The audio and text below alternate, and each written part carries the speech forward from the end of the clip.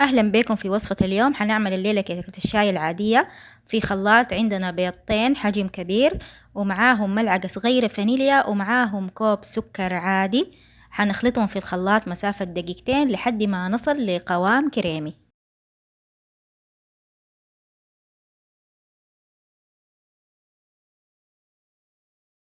وبعدين حنضيف نص كوباية حليب سائل ونص كوباية زبادي ونص كوباية زيت، وحنخلط تاني لمدة دقيقتين لحد ما نصل برضو لقوام كريمي. وبكده تكون انتهينا من الخطوة الثانية. الخطوة الثالثة بعدين المقدار السائل ده حنضعه في وعاء وحنضيف عليه كوب ونص دقيق وملعقة كبيرة بيكنج بودر وذرة ملح. الملح مهم شديد طبعا في الحلويات.